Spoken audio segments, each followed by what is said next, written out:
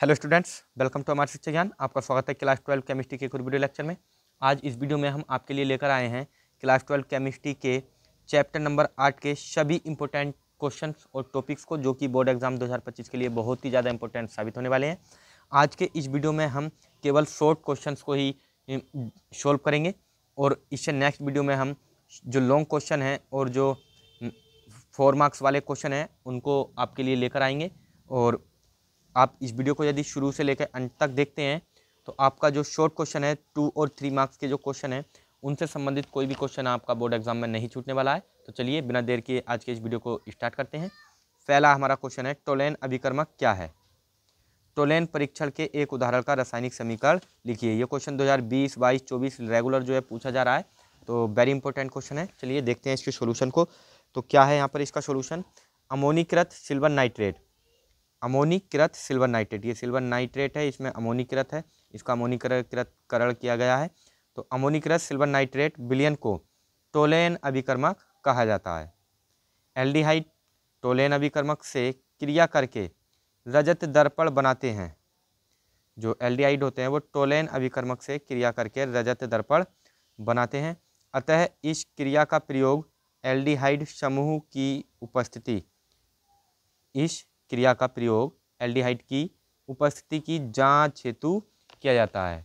तो ये यहाँ पर एल्डिहाइड है, RCHO एल्डिहाइड है, और ये टोलेन अभिकर्मक Ag2 और ऑक्सीजन, और साथ में RCOOH ये एल्डिहाइड है, और 2Ag इसको बोलते हैं रजत दर्पण। तो इस प्रकार ये जो पहला क्वेश्चन था ये हमने कंप्लीट कर लिया है। अब हम बढ़ते हैं हमारे नेक्स्ट क्वेश्चन नंबर 2 की ओर। क्वेश्चन नंबर 2 भी वेरी इंपॉर्टेंट क्वेश्चन है। तो चलिए देखते हैं क्वेश्चन नंबर 2 को। क्वेश्चन नंबर 2 हमारे सामने है, फैलिंग विलयन तथा शिप अभिकर्मक द्वारा एल्डिहाइड तथा कीटोन में भिन्नता स्पष्ट कीजिए। तो एल्डिहाइड फैलिंग विलयन के साथ क्यूप्रस ऑक्साइड का लाल अपक्षेप देते हैं, जबकि कीटोन यह अभिक्रिया नहीं देते हैं। तो जब हम एल्डिहाइड की फैलिंग विलयन के साथ अभिक्रिया कराते हैं तो हमें लाल रंग का अपक्षेप जो है प्राप्त होता है और साथ में एल्डिहाइड प्राप्त होता है। लेकिन वहीं जब ये एल्डिहाइड नहीं है, ये कार्बोक्सिलिक अम्ल है, और ये भी कार्बोक्सिलिक अम्ल है, ये मैंने बाय मिस्टेक जो है बोल दिया था। तो यहाँ पर कार्बोक्सिलिक अम्ल और लाल अपक्षेप हमें प्राप्त होता है। और जब हम कीटोन की अभिक्रिया कराते हैं फैलिंग विलयन से तो कोई अभिक्रिया नहीं होती है, यानी ये रिएक्शन नहीं हो पाती है। दूसरा पॉइंट, एल्डिहाइड शिप अभिकर्मक के साथ, जो एल्डिहाइड होते हैं वो शिप अभिकर्मक के साथ गुलाबी रंग उत्पन्न करते हैं, जबकि कीटोनों में यह गुण नहीं पाया जाता है।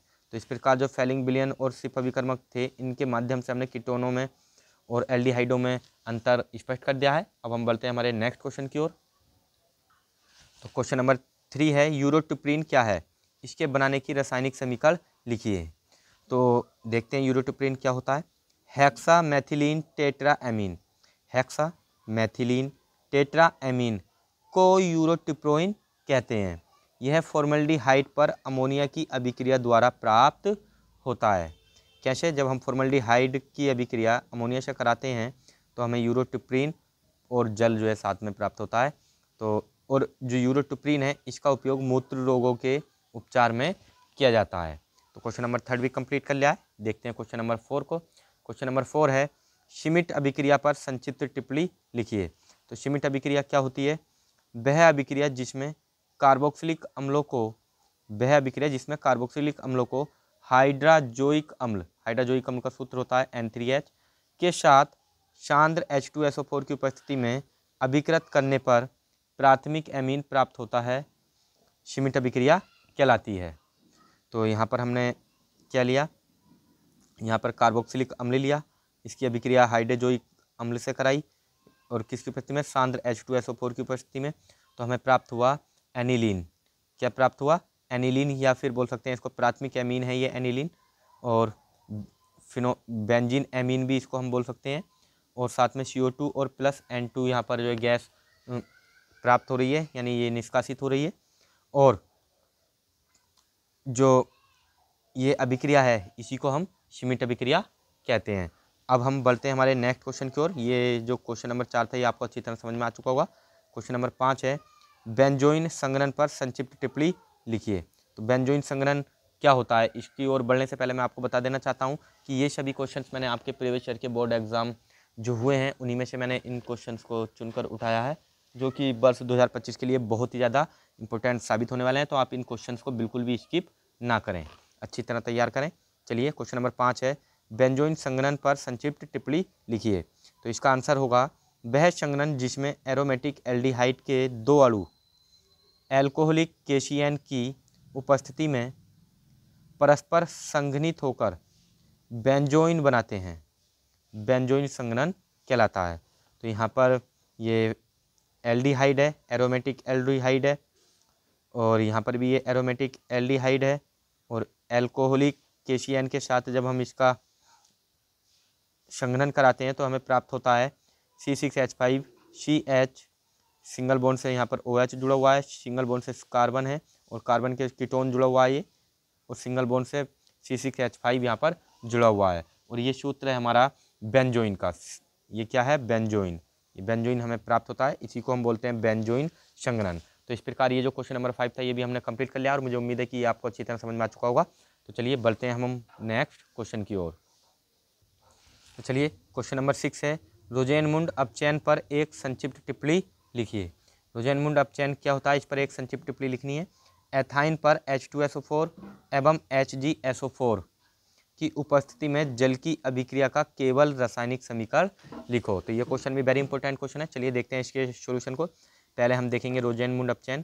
तो रोजेनमुंड अपचयन वह अभिक्रिया जिसमें एसिल क्लोराइड का पैलेडियम या बेरियम सल्फेट उत्प्रेरक व उबलती जाइलिन की उपस्थिति में हाइड्रोजन द्वारा आंशिक अपचयन करने से एल्डिहाइड प्राप्त होते हैं, और इसी को हम रोजेनमुंड अपचयन कहते हैं।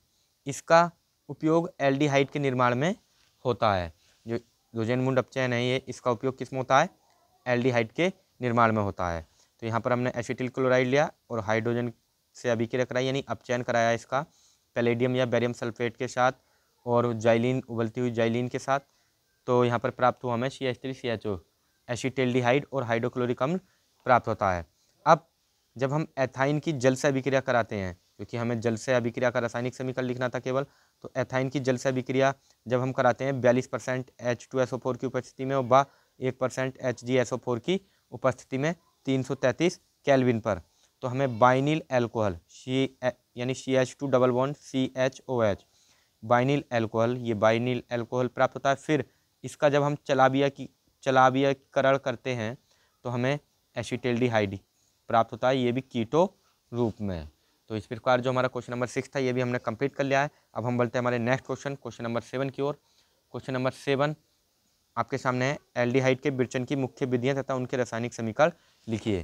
तो ये क्वेश्चन मैं आपके लिए होमवर्क पर दे रहा हूँ, आप इसको स्वयं करके लाएंगे। ये वेरी इंपॉर्टेंट क्वेश्चन है, बिल्कुल भी इसको स्किप ना करें, क्योंकि वीडियो काफ़ी लंबा हो चुका है और मैं नहीं चाहता कि वीडियो जो है 15 मिनट से ज़्यादा लंबा हो। तो इसी वजह से आप इन सभी क्वेश्चन को अपने आप स्वयं करेंगे। नेक्स्ट है, प्रयोगशाला में फॉर्मल्डिहाइड बनाने की विधि रासायनिक समीकरण सहित दीजिए। क्या होता है जब फॉर्मल्डिहाइड को कास्टिक सोडा के साथ गर्म किया जाता है? ये क्वेश्चन वेरी इंपॉर्टेंट क्वेश्चन है, ये बार बार आपके बोर्ड एग्जाम में पूछा गया है। तो इस क्वेश्चन को भी आप अपने बुक या क्वेश्चन बैंक से तैयार कर लें, आपको ये क्वेश्चन आपके बोर्ड एग्जाम में पूछा जा सकता है। तो चलिए बढ़ते हैं अब हम नेक्स्ट क्वेश्चन की ओर। क्वेश्चन नंबर 9 है आपके सामने, प्रयोगशाला में एसीटोन बनाने की विधि का सचित्र वर्णन कीजिए। इनकी निम्न के 7 अभिक्रियाओं का समीकरण भी लिखिए। पहला CHCl3 के साथ, CaOCl2 के साथ और PCl5 के साथ।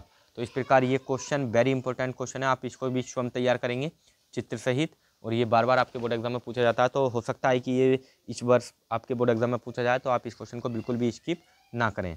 नेक्स्ट क्वेश्चन है क्वेश्चन नंबर 10, कार्बोक्सिलिक अम्लों के एस्टरीकरण की परिभाषा तथा क्रियाविधि लिखिए। बेंजोइक अम्ल के एलोजनन तथा नाइट्रीकरण की अभिक्रिया का रासायनिक समीकरण लिखिए। ये क्वेश्चन आपके बोर्ड एग्जाम में 2024 में पूछा गया क्वेश्चन है, और ये हो सकता है कि आपके बोर्ड एग्जाम में रिपीट यानी 2025 में जो अब आपका एग्जाम होने वाला है उसमें पूछा जाए। तो आप इस क्वेश्चन को बिल्कुल भी स्किप ना करें, अच्छी तरह तैयार कर लें।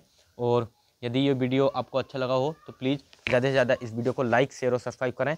अब हम आपके लिए लेकर आएंगे नेक्स्ट वीडियो में इस चैप्टर के सभी इंपॉर्टेंट लॉन्ग क्वेश्चंस को, जो ये वीडियो है मैंने इसमें जो अधिकतम क्वेश्चन थे वो तो कंप्लीट कर ही लिए हैं, लेकिन अगर आपको कोई क्वेश्चन पूछना है तो आप मुझे कमेंट बॉक्स में बता सकते हैं, मैं आपको उस पर वीडियो अवश्य बना कर दूंगा। Thanks for watching.